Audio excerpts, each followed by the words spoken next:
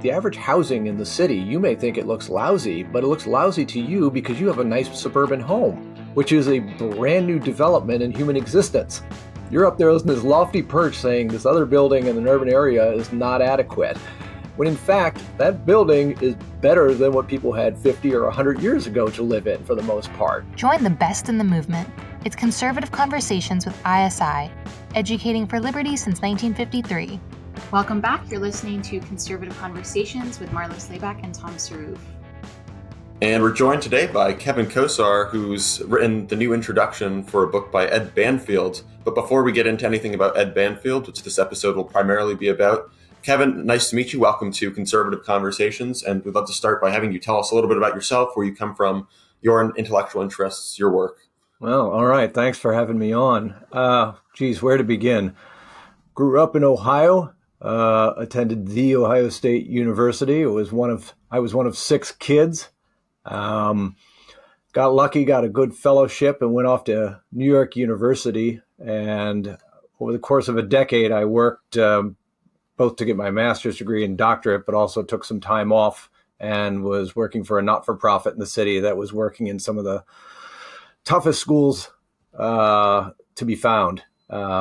Lots of kids from rough situations, deep in poverty, that sort of thing. Did a dissertation on the politics of K through 12 education policy in Congress and how it's grappled with it, and thought I was going to be an academic. But lo and behold, I got lucky and got a position at the Library of Congress, and it perhaps saved me from the torments of the academic life, which are many these days. And so for 20 years now, I've been here in Washington, D.C. doing think tankery, first for the government and more recently for the private sector.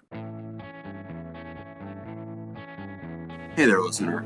I wanted to take a quick moment to thank you for listening to Conservative Conversations.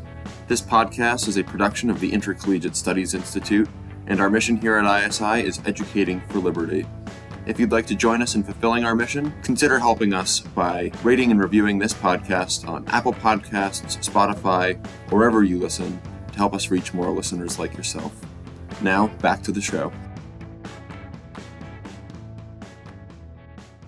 Awesome. Well, to start, like I mentioned at the beginning, we're talking about Ed Banfield.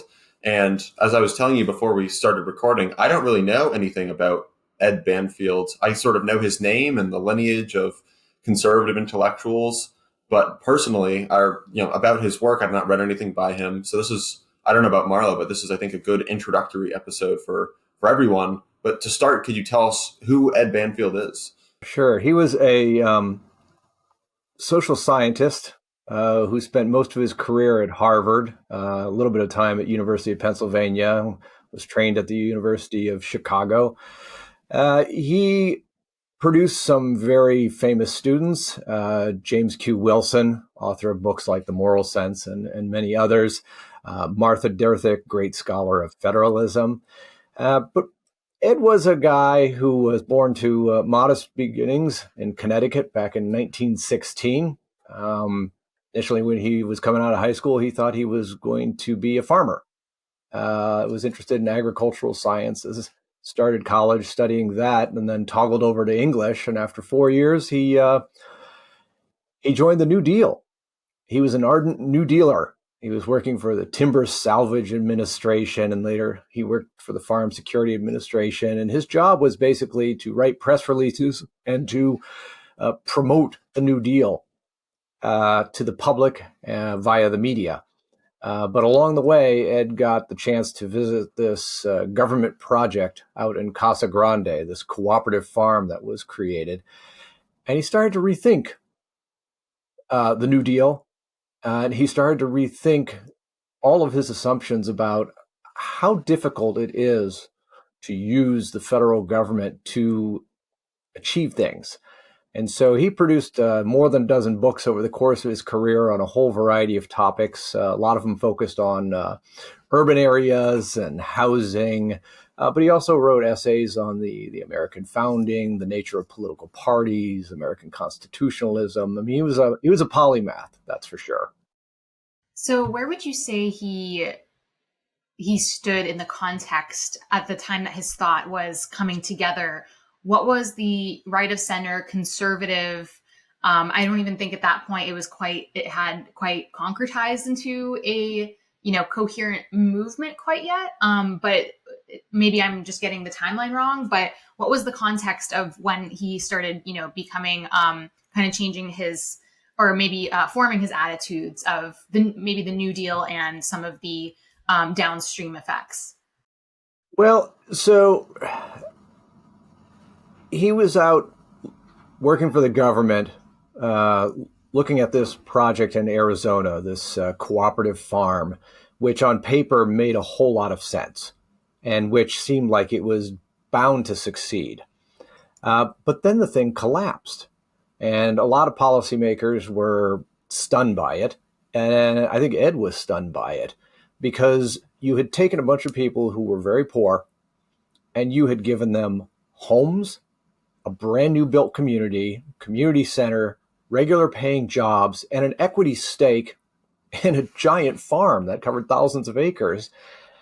And the people ultimately decided to walk away from it. And seeing that stunning lesson that, simple material redistribution is not enough to make people happy, that human nature is very complex, that got Ed to thinking. And it was a problem he thought about through the whole of his career, which is how do you get people to cooperate for their own benefit? Whether you should do it through government or through markets or voluntary organizations. How do we make that happen? And Ed was getting into this intellectual stuff at the U of Chicago at the same time Leo Strauss was there. Frank Knight, who did a lot of work on how to think about risk and human behavior. There were a lot of sociologists who they didn't identify as conservative, but nonetheless, they're very realistic portrayals of how the dynamics of human beings interacting on the streets of big cities worked, the various games they played with one another, the way they kept the peace amongst each other through these mores and customs and habits. He was soaking up all this stuff. And I've argued that he was basically the first of the domestic neocons, if you define a neoconservative as a liberal who got mugged by reality. Because that's what happened with Ed. He was way into the New Deal, but then he just saw, like, the facts show on the ground this isn't working. And so Ed kind of was at the forefront of getting conservatives to make evidence-based arguments about the limited capacity of the federal government to do stuff and the various ways that government efforts can go haywire. I'd be curious to hear more about why. So his first book, which has recently been reissued, I know you wrote the intro for it. I've not had a chance to read this book, but it sounds interesting, so I think I probably will. You wrote the intro. It's about this government project in Arizona that you're talking about. So if they have housing, food, equity in this large farm, what was the reason he gave, or like, what was his analysis for why people would walk away from that? Well, for one, the whole operation was based upon the notion of voluntary cooperation for the greater good. But the people there very quickly fell into factions, which anybody who's read James Madison knows they're pretty natural. And frequently they form along class lines. And they formed along class lines there, but they also formed along personalities, different cliques of people. And these individuals were kind of struggling for power with one another over very basic decisions. Like on a farm, there's a whole diversity of work to do. Some of it's pretty tough, like picking cotton. Other stuff, like riding on the tractor, while other people are breaking their backs, bending over, that's a little more attractive job. How do you decide who gets to do that work? Economics suggests that people should specialize in their activity, that you just don't rotate people from position to position to position every day. But that would have been the fair thing to do, to move people around. But people didn't want to move around. And they wanted to jockey for the better positions and the worst positions. They jockeyed over a whole lot of stuff. Like if they projected a profit would be coming, should they up their wages more immediately? Or should they wait to the end of the year and distribute it as a bonus? They fought over that. they fought over whether the federal government was being too directive in telling them how to run the government project. And ultimately, Ed says that you had a lot of people who were in a very existentially anxious condition because they had been plopped in the middle of not a desert, but pretty barren land, and told, you guys are a community, cooperate. It was a little Soviet in its nature. They had no shared history. These people didn't know each other. They had no shared religious commitments that could bind them to one another. They were all strangers, just thrown together in an aggregation. And it made it hard for them to cooperate. Most of them had lived their entire lives as very free people. Either they were migrants moving from place to place, doing what they wanted, or they were self-driven individuals who like took a job and then quit the job and did some other job. To be forced to be kind of rooted in a spot and told what to do, when in fact they didn't want to be told what to do. Those are the factors that brought the whole farm down. What I'm hearing sounds like a lot of sociological observation, which reminds me a little bit of Nisbet's quest for community. Some of what you're saying about his observations about this, forced communities where people have no sort of, commitments that align with each other's, and of course that's inorganic. So it's probably not going to cohere as well as an organic community would, when it's foisted upon individuals. How would you say, for maybe listeners who are familiar with some of the other, especially in the ISI orbit, Nisbet's a big name, and there's a few other conservative thinkers who remark on community and why organically created communities are ones that, especially when we're talking about the localists and the localist approach and the subsidiarity approach to localism, these are really important for functioning economies and economies of scale. So how would you say Banfield's thought, it sounds like he was professionally a political scientist, but how would you say maybe these sociological observations helped animate his larger, I guess, corpus of thinking? And is there anyone else maybe that was maybe any, big names in the movement, or maybe who were kind of at these elite institutions that it sounds like he was a part of, that maybe he, had similar ideas as, or maybe that collaborated with him in some way, or that people frequently compare him to, that maybe listeners would be familiar with? Oh, yeah. Marlo, you're totally right on. Nisbet, perfect. Yeah. If I can, let me just read you this little short quote, because Ed was on to something 100 years ago that I think has become really of intense interest amongst conservative thinkers today. It got very hot mid-century, then people kind of drifted away and quit thinking about it so much, and now it's hot again. So in the beginning of Government Project, he wrote that the most characteristic feature of modern society perhaps is the great and increasing role of formal organizations of all kind. Primitive societies were and are held together chiefly by the non-logical bounds of custom and tradition. In modern society, the relations of individuals are to a large extent consciously and deliberately organized by the use of intelligence and the rules of logic. This attempt to organize society along rational lines is a stupendous experiment. Nothing in history promises it will succeed, but like Faust, we are bound by our bargain. Yeah, I mean,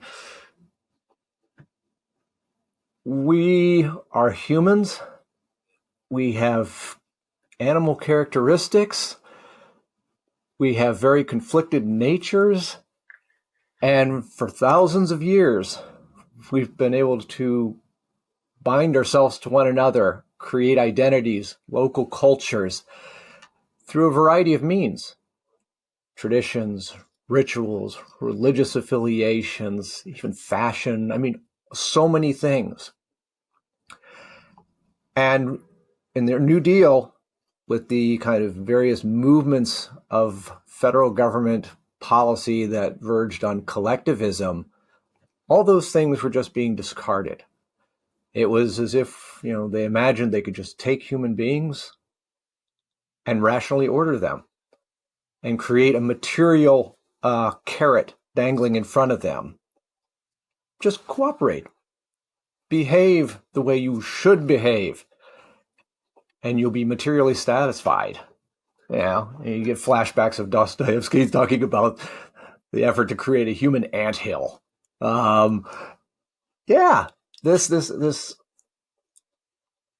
collision between rationalism taken to certain extremes and everything being spun out as rules from irreligious or even someone or anti-religious authorities as a vehicle for binding people together. Ed was tapping into that theme.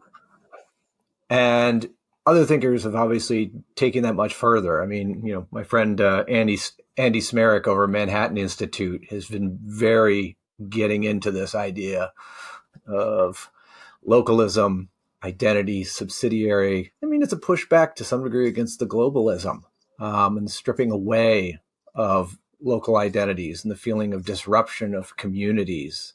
I mean, it seems like almost everybody's talking about it. J.D. Vance, I mean, it's all there. But yeah, I would go back and I would say Nisbet. Nisbet is key. But there were also, with Ed's kind of early intellectual formation, the University of Chicago sociologist, Edward Shills was one of them. There was a guy with the last name of White, Whyte, who wrote about street corner society and how the people interacted and how that if you want to understand them, you've got to get into their belief systems. You have to understand their various ideas of what constitutes honor and dishonor. You have to see the religion inside their hearts. Even if they won't go to church, it's still there in some way, shape, or form, and it's very directive and creates moral boundaries, which can create lines of conflict, but also moral duties. And so, Ed was well within that tradition. He was an empiricist who thought that if you're going to make policy and try to make things better, you have to know people as the people they are, not abstractions. This conversation reminds me of, or what it sounds like is, community is formed by, it's not rational, it's fraternal, it's based on various loves and commitments that are pre-rational, or, I mean, Burke calls them prescriptive. And so I'm wondering, because you mentioned he has done some writing on the founding, and the Constitution is within the political theory of the founding. And this, I think, especially with various stripes of Straussians, maybe not Strauss himself, there's an emphasis on the rationality of the founding project and the use of reason in understanding what a man is and how that leads him to form political community, and how the founding is not a rationalist project necessarily like in the Cartesian sense, but very much with an emphasis on the use of man's reason towards achieving political ends. So I'm wondering that maybe there's this tension. I'm wondering what you and what Ed would have thought about this. Yeah, well, certainly Ed had a deep affection for the American system. And I think one of the things that he relentlessly pointed to as a genius of the American system is the fragmentation of authority. It's a federal system. It's a separation of powers system. You have branches, not just with separate functions to fill, but often sharing functions. Like the Congress and the president have to together make a law. They have to together appoint somebody to the high court, etc. And the reason for doing that is human nature.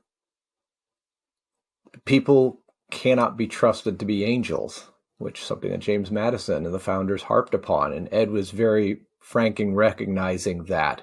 I mean, he had seen the kind of excess and arrogance of the New Deal in various way, where even if it was good-hearted, some of these attempts to make society better, it involved very partial, very imperfect human beings with limited reason, with biases built in, with insufficient information, kind of a Hayekian understanding. Same things the founders understood. And that ultimately, a big lesson to be drawn is realizing human beings are limited in their capacity, limited in their reason, that they're partial, that they're quarrelsome, that they can get arrogant, that they can have power struggles with one another that are more about vanity than the substance of the matter. Realizing all these things about human beings, realizing that we built a system to fragment power, you should therefore, if you're logical, expect far less from government, because it's not built to deliver stupendous rational schemes. It's structured in a way that doesn't make it capable of doing that, with rare exception. So Ed, funny enough, he wrote an essay called, "Was the American Founding an Accident?" He thought it was a very fraught moment. He was not somebody of a Hegelian stripe who thought that this was the cresting of the development of mind, nous, or something grand like that was culminating, and the hand of Providence was guiding it in that direction. He saw it as a very fraught thing, which is all the more reason to cherish it. And he also was a guy who was a fan of parties and politics. I think it's very easy for us to dislike parties. It's very easy for us to despise politicians who talk out of both sides of their mouth and engage in this symbolic behavior, and there's always something a little slippery about them. Well, Ed studied these people close up, and he said these people are essential. I mean, parties help create collective action. They help get people to put their dukes down and to kind of work together, even if it's in a tribal sort of way. And politicians, their essential job is to get unum out of e pluribus. It's to get enough people, a majority, to agree to be able to collectively act in some way, shape, or form. And if that means talking out of both sides of your mouth and being a little slimy in the process, that's what you got to do. Because otherwise you're not going to be able to persuade people based upon just facts and reason, because most people don't operate that way. Mm. So to get into the topic of some of his written work, one book of his, one piece of work that he published, The Moral Basis of Backward Society, which I briefly read up on. But what's really interesting is just kind of reading the summary is, and I'd love to hear more, he focuses on how poverty is actually a result of the inability to trust or associate strongly outside of the immediate family. And he uses Southern Italy as a case study in 1955. I would love to hear more about, first of all, what was kind of his conclusions, and why did he use Southern Italy at this period of time? I'm especially interested because that's around the same time that there just kind of as a cultural, contextually to maybe bring some listeners in. That's also around the same time that we're starting to get movies like The Godfather, right? So I'm imagining the Corleone family in Southern Italy and Sicily. And so I'd love to hear more about why he chose that as a case study of all places, and how that helped support that theory. Yeah, well, Ed was married to a woman formerly known as Laura Fasano, whose family migrated over from Italy. And so Ed had this idea about thinking about cooperation. And one thing he was doing after government project was he was hanging around out in Utah looking at the Mormons and marveling at the level of cooperation and the communal cohesiveness and just the way that they seem to have everything together so very well. But his wife, who was from Italy, could tell him about another place that was very much in contrast. And so they decided to take a trip and go take a firsthand look at this community over in Italy. And he got there and did firsthand sociology. And, his wife spoke Italian, so she was able to translate for him. He took lots of photographs and gobs of notes. And the book, its title your listeners may have picked up on it, the moral basis of a backwards society. We usually think that if you have a strong shared moral code, that it's going to lead to prosperity. Like, for example, it has in Mormon communities. But what Ed found is kind of the Aristotelian lesson, which is all things in moderation. And take something good to excess, it can actually be a vice. And what he saw there was that people were so fixated on their families that they were unable to develop trust bonds outside them, which meant they couldn't cooperate. You couldn't engage in material transaction. And so their ability to develop an economy and to self-govern, it just froze up. They were stuck in just a crushing sort of poverty. It wasn't that they were openly violent towards each other on a regular basis. This was not a gangster sort of situation, but it was just a profound distrust. Every time somebody wanted to be the mayor or hold the council position, the operating assumption was, well, he's going to pick my pocket. He's going to loot me in some way, shape, or form. I can't trust a word coming out of his mouth. And whatever they say passes rules. We're going to just kind of ignore unless they hassle us. And so there was just the collective action just couldn't occur. Basic things like how do you share land? How do you create basic rules for the community? They were just a bunch of family tribes. This way of looking at people and their inability, how their inner beliefs can affect their material success, their overall happiness. I mean, he carried this over when he started looking at the inner city, and when he did books like, The Unheavenly City, which looked at the kind of urban crisis of the late 60s that was being declared. And he looked at communities where gobs and gobs of money were being poured in by the government for the sake of solving the problems. And what he said is, a lot of people there just don't want to get along. And dumping money on them is not going to make them like one another or trust one another more, nor is it going to make them want to go and hold a steady job or do any of the other sort of things that you have to do. There's an inner problem that is creating these external problems in part. So, follow-up question, what do you think his analysis would be today, where I think we all more or less agree in at least America, we live in a pretty low trust society. And I was thinking about this the other day and kind of talking to my husband about elements of like old Christmas movies that bring back the sense of great nostalgia. And people today, even people who didn't live in, the late 1980s, I'm thinking National Lampoon, Home Alone. And I recall, friends and commentary, people saying, that's not the world we live in anymore. It's not a high trust society. People are extremely tribal.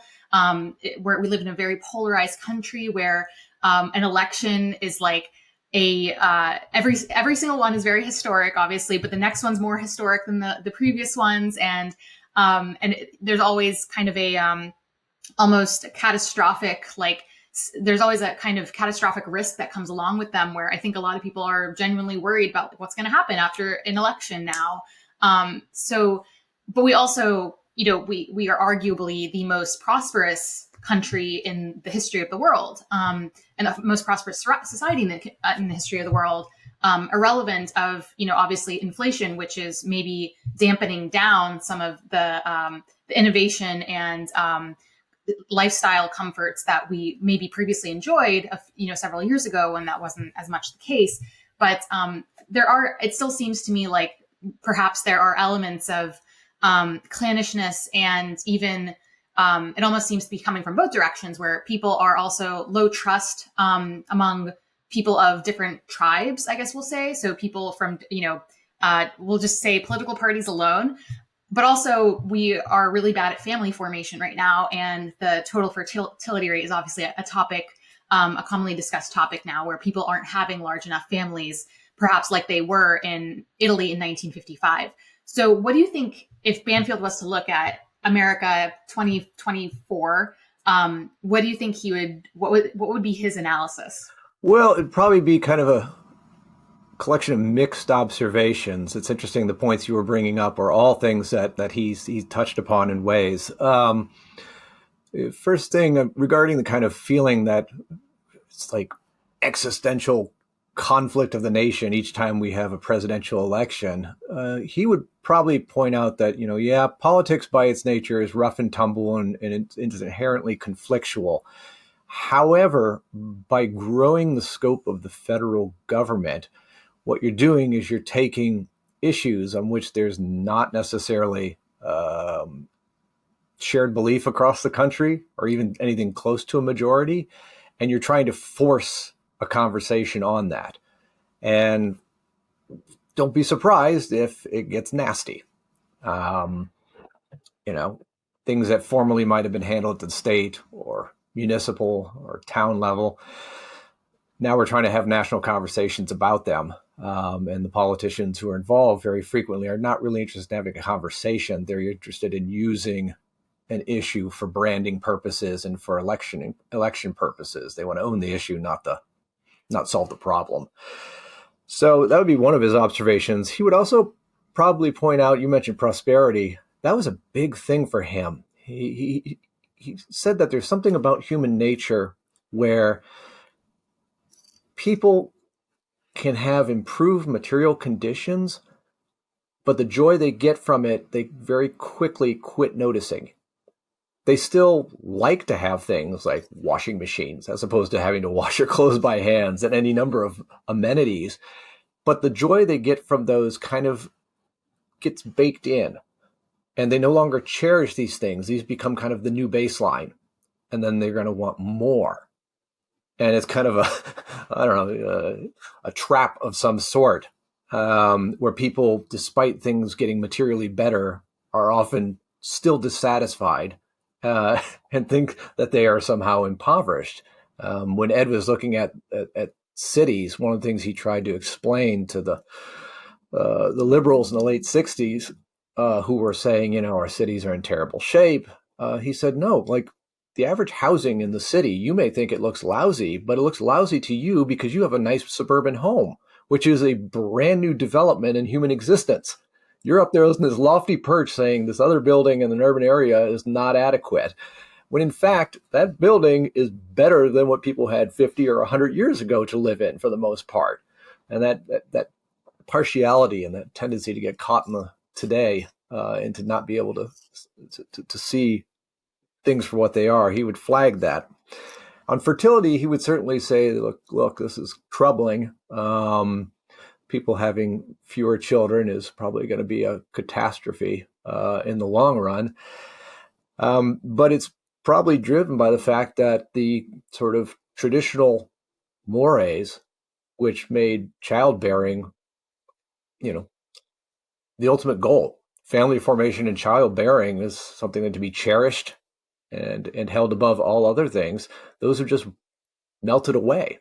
And the kind of individual rational pursuit of self-actualization, prosperity, whatever it may be, has crowded that out. And that means, bearing kids is just personal choice, an afterthought. Nobody necessarily feels like they have to do it, not to the degree that they used to.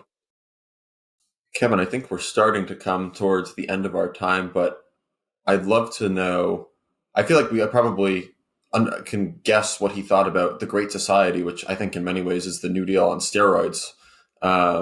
Maybe we could debate about, but that's sort of an academic debate about, which one is more significant, the New Deal or the Great Society. You mentioned to us via email that Ed was an early victim of campus culture at Harvard.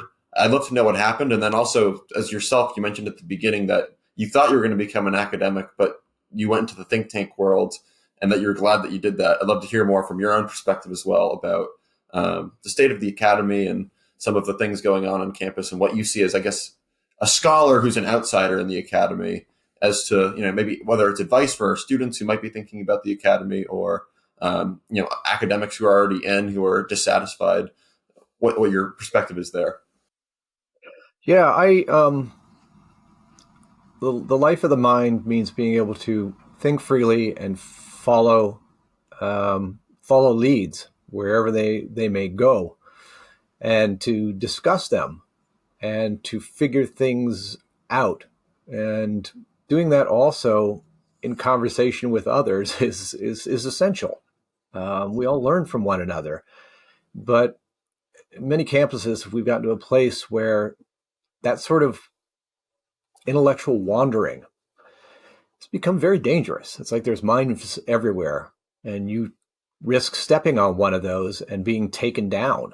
And thanks to the internet, all it takes is, and thanks to technology, all it takes is following a thought out loud, somebody happening to hear it and then decide to tweet about it, and you could suddenly find yourself tens of thousands of emails pouring in, yourself getting doxxed, your home phone being rung at all hours of the day. Like it's a crazy, unhealthy situation. And campuses it seems like where the landmines are most dense in terms of the sheer numbers per square foot.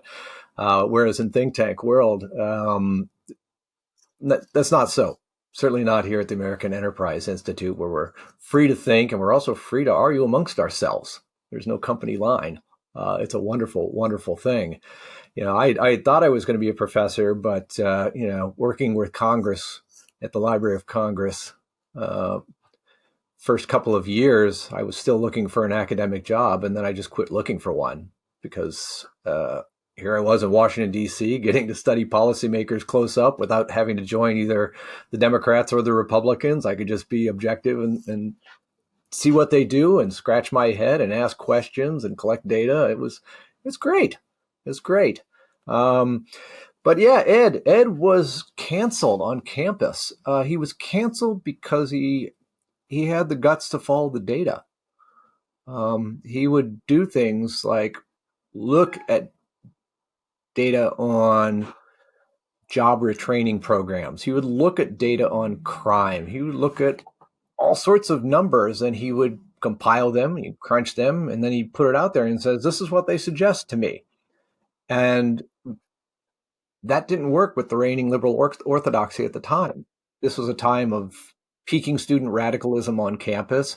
This is a time where essentially you had folks condemning the United States as just an inherently racist, patriarchal, hierarchical project that aims to keep, women and non-whites down, and that the reason we had rough urban areas was that it was essentially a plot. The ghettos were something that were created, and the reason that cities are, having troubles is, it all flows from bad decisions made by the powers that be. And Ed was like, no, it's a little more complex than that. And as far as fixing these things, it's even more complex to try to fix these things or improve these things. And yeah, he had students who, would come into his classroom and disrupt teaching. When he gave public lectures, they shut him down by flooding the hall. He got so frustrated by the harassment he faced at Harvard that he moved to the University of Pennsylvania. But then he only stayed there for a couple of years because one of the ringleaders of the radicals at Harvard got kicked out of Harvard, applied to UPenn just to harass him some more. And she showed up there and was harassing him there. And he finally threw up his hands and was like, I'm going back to Harvard because UPenn was not able to police the situation and get her under control. So it was bad. He was denounced as a racist and a totalitarian. I mean, it was all just bonkers what they were accusing this guy of. And he was, as it turns out, a kind of early sign of what was to come. I was going to say, it sounds like almost nothing has changed in however many years it's been. Yeah. I mean, Ed's book, The Unheavenly City, it was excerpted in New York Magazine, the Wall Street Journal, some other places. And, if he had just published with an academic press instead of Little Brown and then not done much to promote the book, maybe he could avoid some of that grief. But he thought he had something very important to say. And so he spoke up and he paid for it. Well, Kevin, this has been a great introduction to the work of Ed Banfield. We have quite a few texts that we'll put in our show notes for our students and our listeners to go and read and check out. But if there's anything else that you think our listeners should look at, whether it's your work as a scholar or other things of Ed's that you think are worthwhile, what would you recommend?